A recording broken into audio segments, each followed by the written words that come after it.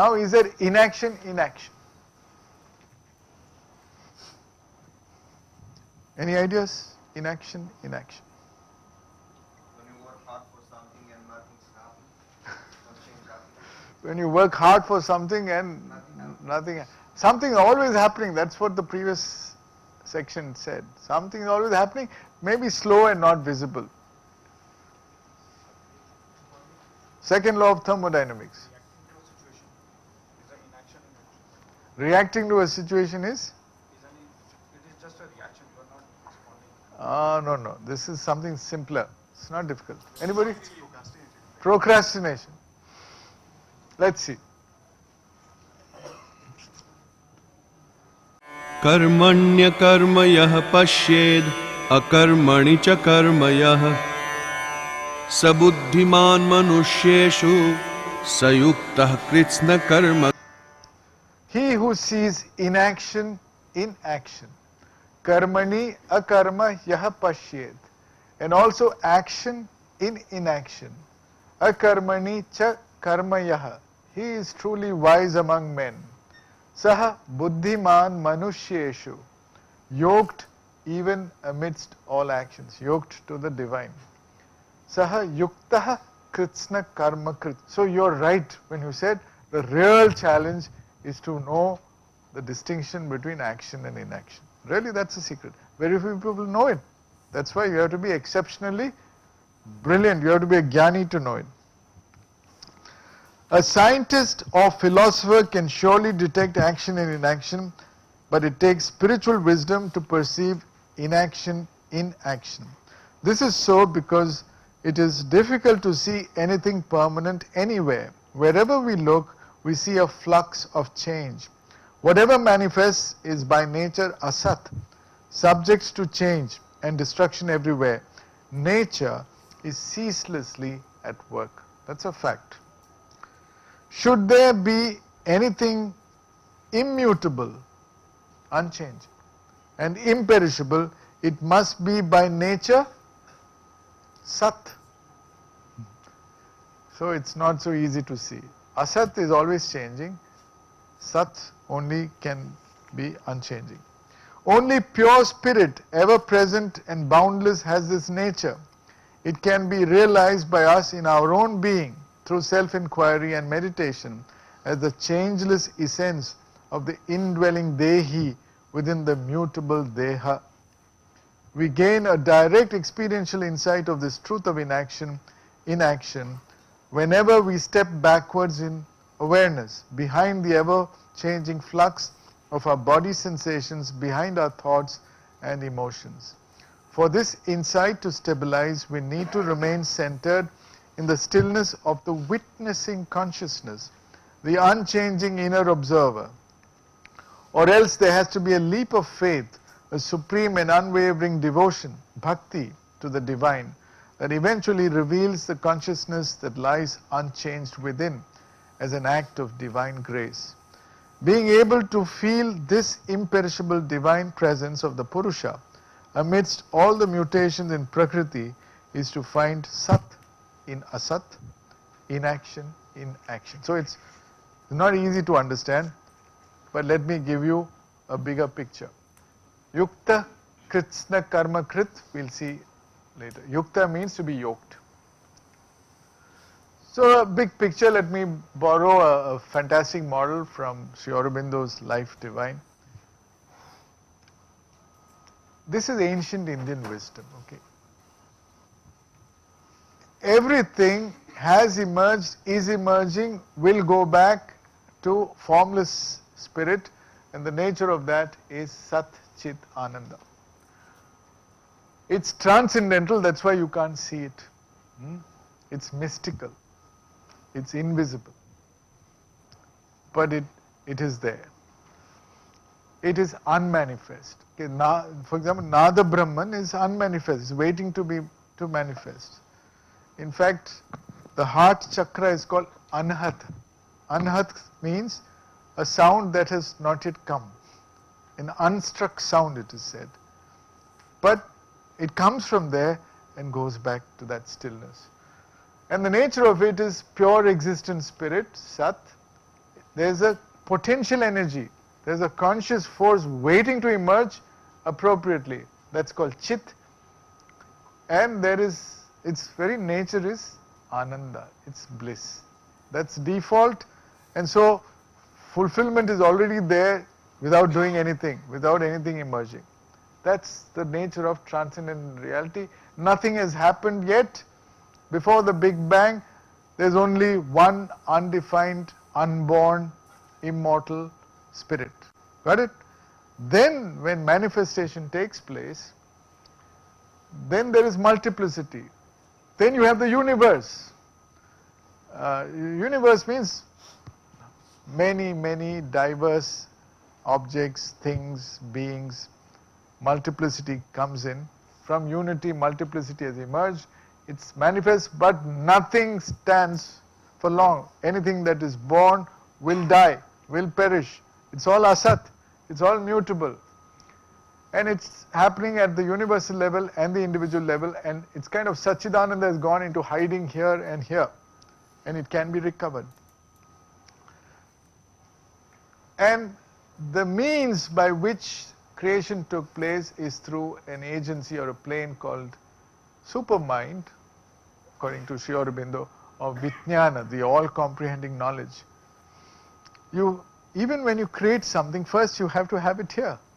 You must have a vision, you must have a plan of action, you must know what's happening before you actually do it. So that's the conceptual stage. It also carries with it the will to execute. And then the creation takes place. The creation is matter, life force, and mind. And you can see this especially in human beings. In plants and animals, this is less active and this is more prominent. In inanimate objects, there's only matter. Got it? So this is the big picture of creation. And this process, Satchidananda has got involved but gone into hiding. So it's called involution. And along with this package in the individual, the ahankar, the ego self, is also packed in by prakriti. So it comes along with the package, unhidden. And that gives you the motivation to move, to work. But unfortunately, this entire realm governed by the ego is full of ignorance, because you feel separated. You feel, I am this and she is different, you're different, this is different. You don't see any unity. At this level, there is only unity, but there's no multiplicity. At this level, there is unity in multiplicity. So it's a fantastic state to be in. It's called unitive consciousness. Most of us have not experienced it directly. When you go to deep sleep, you get another kind of unity, but it's complete ignorance. You understand? Here you're wide awake and you can feel the unity in the multiplicity. But to help this journey, there is the hidden Antaratman, which is the deputy of the Jivatman. And I put a color scheme here to tell you what this is all about. Sat is hidden in Annam more directly. Annam is derived from Sat. That's why I put the same color. Matter has within it the substance of the spirit. Chit is a conscious force, which is a divine force, but it manifests as a life force in plants, in animals, in human beings. Right? The prana comes from Chit. Prana is rajasic in nature, annam is tamasic in nature. And then in evolution, we got the mind also, the manas. Manas is derived from Vijnana. Manas is a big package. But the essence of it is meant to be sattvic. And the ahankara, depending on how evolved the person is, could be either sattvic or rajasic or tamasic. So the way ahead is to go inward, wake up your soul, and to go upward and evolve to find unitary consciousness. And if you can do this, you can either escape and get into Satchidananda, and that's the Indian understanding of moksha for most people, or as the Gita recommends, do it and engage yourself in the battlefield of life. And that's what the life divine is all about, which means And by the way, this evolution is the journey from asat to sat, from tamas to jyoti, from mrityu to amritam. And if you can do that, then you bring down this wealth and operate here. So you've not lost that unity, you've got the energy, you know what to do. Imagine if you had a few people like that in the world. The world will change. You understand? So that's the recommended journey. One ascends from the lower nature, apara prakriti, beyond the three gunas, into the higher nature, para prakriti, and begins to live in the freedom of the soul. Then one gets to contribute quite consciously to the divine creative efforts by a conscious involution. This is conscious evolution. This is not something that was cosmically done. This, you are doing it, you are contributing to it. A conscious involution. Bringing spirit consciously down into the mental, vital and physical realms. In such endeavor, there is no feeling of doership, I am doing this. Having transcended the ego self, there is here no separate I, as all creation is perceived as an integral movement of the one divine. The individual, self-actualized and self-realized instrument serves as one of the many channels of the divine Shakti or Para Prakriti to manifest the divine will. Maybe this all looks futuristic, but that's the big picture. If you want to understand what the Gita is pointing to this. The wise sage clearly sees that in this perfect flow state, everything seems to manifest beautifully, synchronously and perfectly. In this condition, he remains centered and yoked, yukta, to the true self, whereby the action done, karmakrit, is not something done in isolation as a separate ego self. It is instead quite all-embracing and whole in its character, as implied by the term kritsna. Kritsna karma krit, if you go back to that verse. Incidentally, the flow state is something that we all get to glimpse in any beautiful and perfect creative action, especially in the world of sport or the musical performance of an orchestra where everything goes right and nothing is perceived out of place. We get completely absorbed in the activity whose very nature is ananda, and thus all participants enjoy a unified shared experience of creative fulfillment without distinction between subject and object. We do not feel the passing of time. It is as though time stands still, a stillness of inaction amidst the full flood of action. In fact, whenever you engage in any work, I'm sure you've had glimpses of this, it just flows and you have to be dragged out from your seat, and you never felt time pass, and you also didn't feel that you did anything. It just happened, it just flowed. That is what we are referring to as inaction. While these experiences are rare, at best few and far between for the vast majority of us, they tend to occur very frequently in the daily life of the accomplished Karmayogan. Next topic, work inherent to one's nature. So what should you do? What's the kind of work which will help me experience this divine blissful state? That's the next topic. What should I do? What package should I take? It's very relevant for you guys.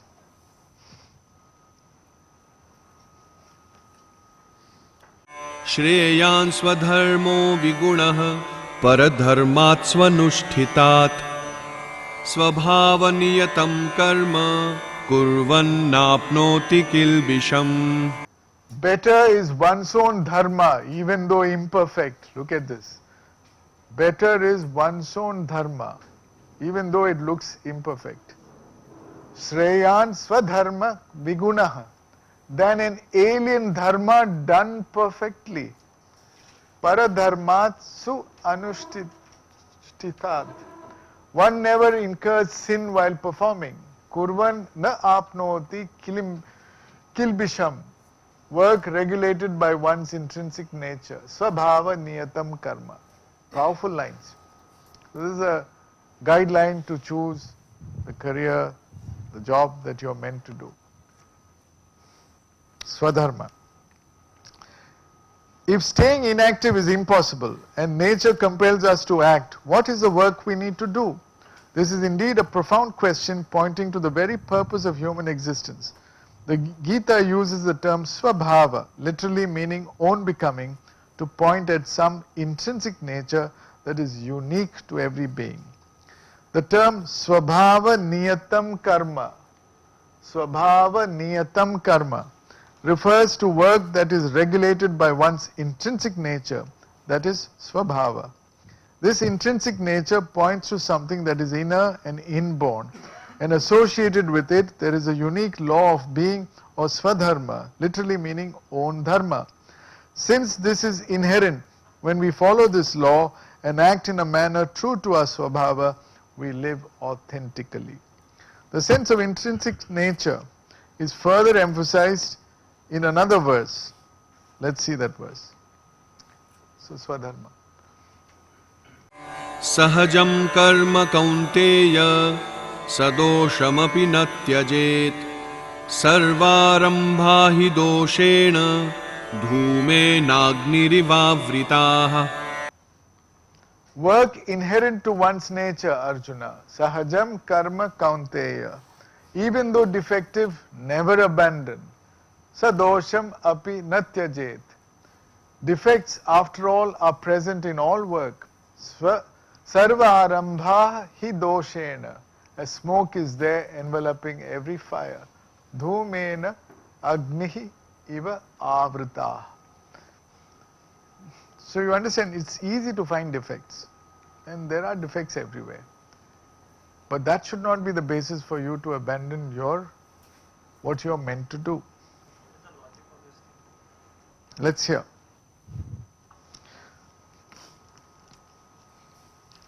The sense of intrinsic nature is emphasized here with the term sahajam karma. Sahajam, what is jam?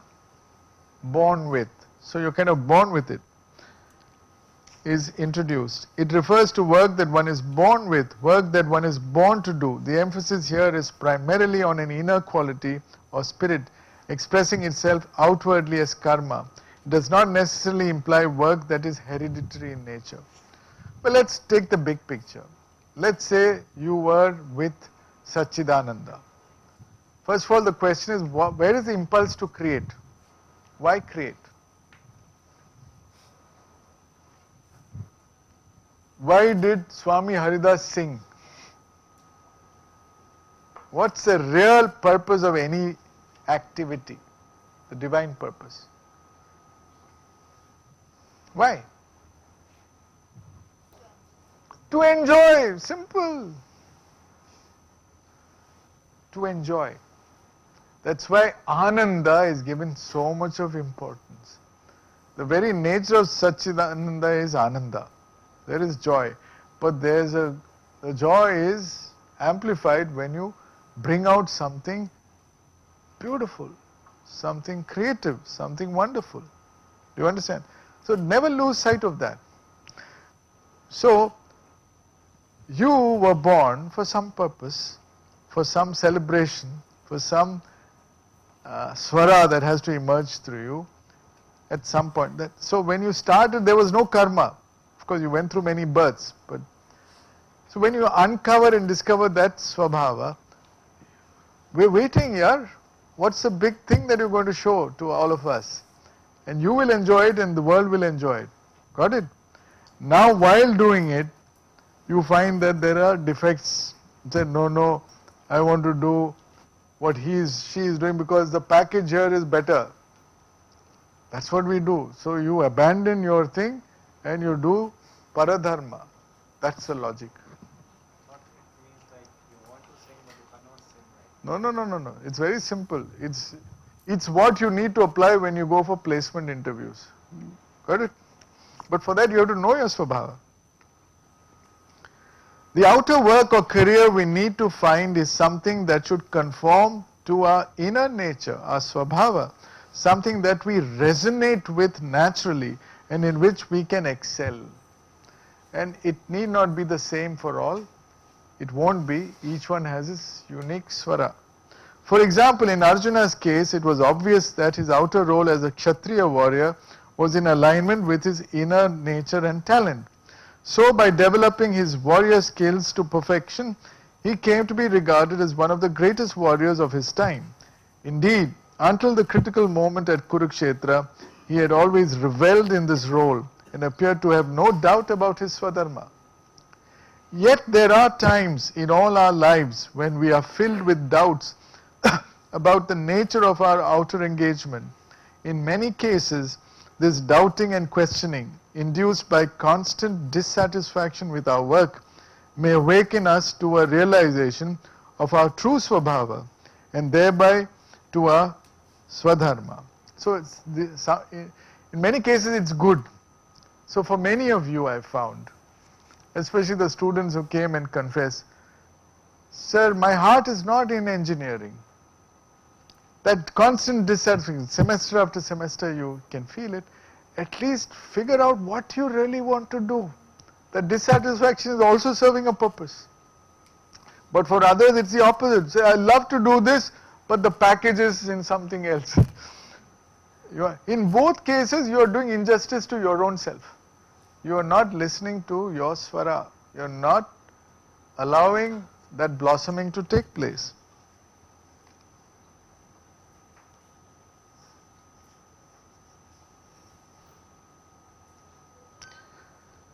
In such instances, when we discover that we have taken some vocation or career ill-suited to our true nature and aptitude, it would be correct and proper to make a change. For many young people lacking in self-awareness of their Svabhava, much exploration through trial and error may be needed to discover and settle into their true Svadharma. This may happen, for example, in teaching, when one discovers a special aptitude for teaching and realizes that one has been born to teach. Such a discovery can be extraordinarily revealing, like a fish taking to water. It's really true. I never wanted to be a teacher when I was a graduate. I had other dreams. Then a series of circumstances, someday I'll tell you the story, pushed me into teaching. And the day I took the first class, I knew this, that this is what I was meant to do. Then later the topics changed, that's all. No, I was teaching engineering, but then I now enjoy this kind of teaching. Okay. It's not really teaching. It's really like a musical composition. You don't know which way the raga will go. It's like a river. You can't plan everything, but to enjoy.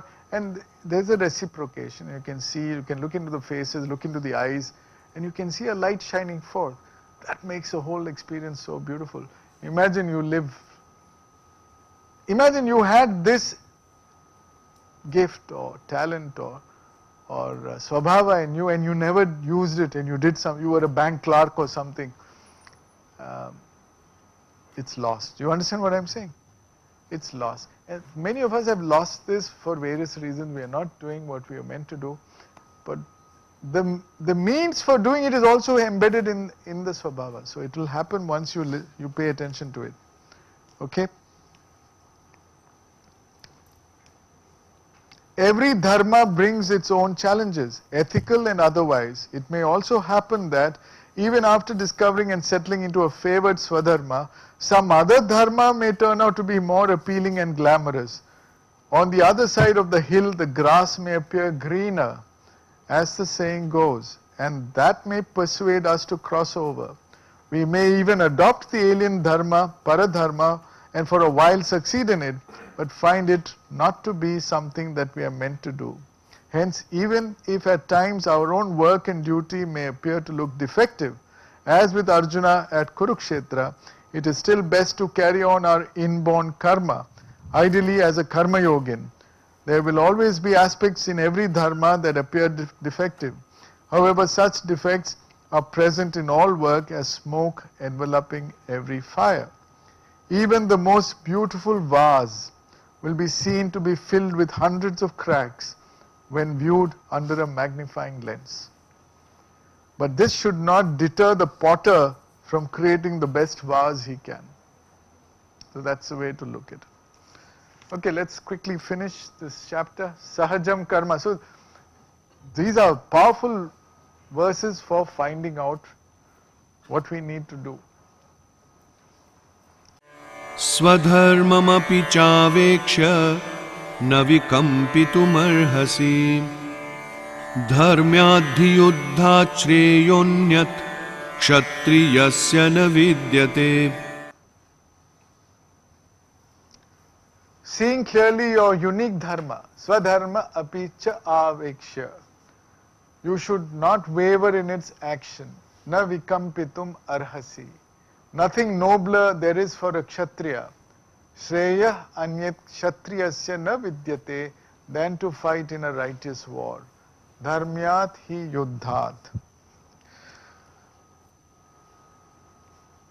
It is natural for the evolving soul in anyone to struggle and be subject to self-doubt and troubled by defects, while operating in the lower nature subject to the play of the three gunas. Only after self-actualization, ego transcendence and self-realization can anyone feel true completion and fulfillment in life's journey. Till then, the journey must continue on the path of Karmayoga without wavering from one's Svadharma. What is the consequence of abandoning one's Svadharma? That takes us to the next topic. We'll end with this. What is sin? What is sin in your opinion? Paapam. Arjuna used this Paapam argument to get out. What is sin? Is there something called sin, or it's something the mind makes up? It's a debatable topic. Arjuna has raised the issue of sin in his initial query, as it was a perception of a sense of sinfulness in killing his own people in battle that had triggered his ethical dilemma and vishada in the first place. The divine teacher points out that sin in this case would arise when one who, having perceived his svabhava and swadharma, chooses to abstain from taking the action demanded. That would be sin.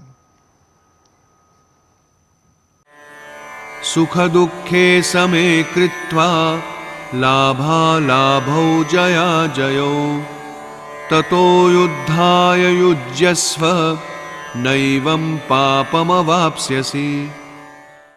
Treating alike pleasure and pain, sukha dukkhe same kritva, gain and loss, victory and defeat, labha alabhau, jaya ajayau, set aside, get set to engage in the battle. Tatah yuddhaya yujyasva. In this way you will incur no sin. Na evam papam avapsyasi.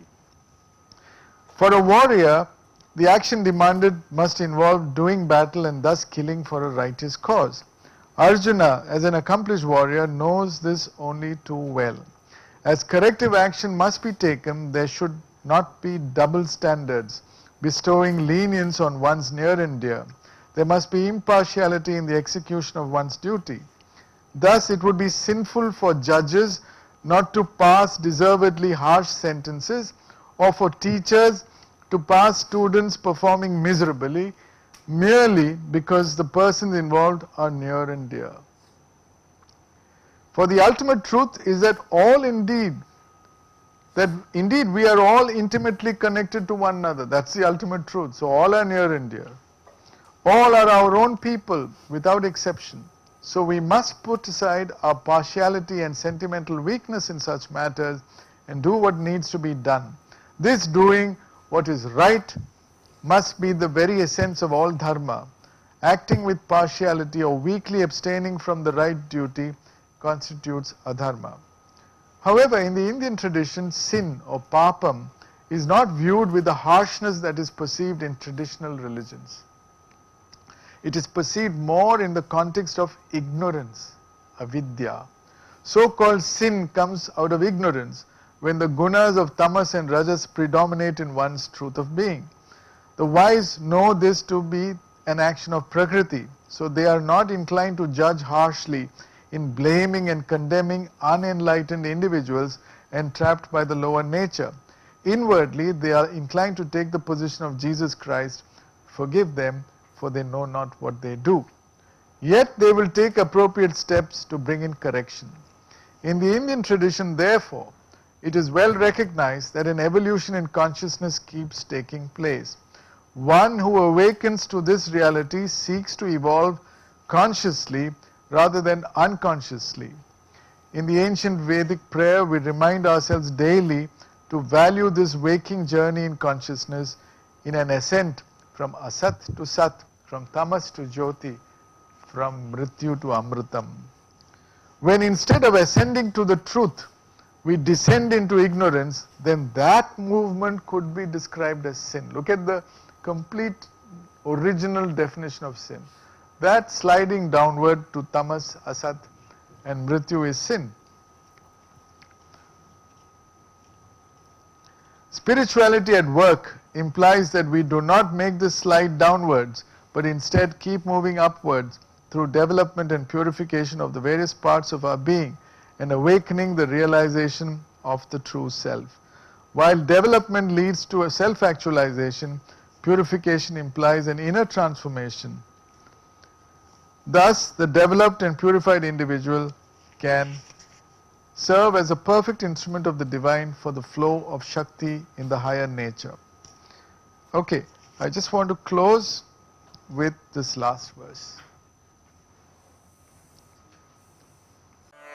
Arjuna uvacha ath kena prayuktoyam papam charati purushah anichannapi varshneya baladiva niyojitah. Arjuna said, Arjuna uvacha, what is it that compels atha kena prayuktaha, a man to commit evil? Ayam papam charati purushaha, even against his will, Krishna. Anichan api varshneya, as if driven by some force. So even when you know what's right, sometimes you end up doing this. Balat iva niyojitaha. Sometimes, even when we know what is right and wrong, we get somehow led to taking to the path of adharma and engaging in wrong action, either to others or to ourselves, as if by some force. Such evils could be something obviously extreme and wrong, such as rape, or could be less obvious, as in the case of harmful addictions varying from substance abuse to cheating and copying, that you students will be very familiar with. Here, the sin referred to is not caused, just take copying, that's the easiest you can relate to. The sin referred to is not caused by abstention or inaction, but by deliberate action, not caring for the harm that such action causes. The predominant guna that operates here is rajas, not tamas. In both cases, however, the sin occurs due to a lack of wisdom, a sense of irresponsibility, and lack of care and concern for the negative consequences reflective of an absence of sattva guna. Arjuna refers to a forceful impulsion acting from within against which one feels helpless. What do you think is the reply from Krishna to this question? He's asking a clean question. What is it that, even when we know that copying is wrong, we end up copying? Yes or no?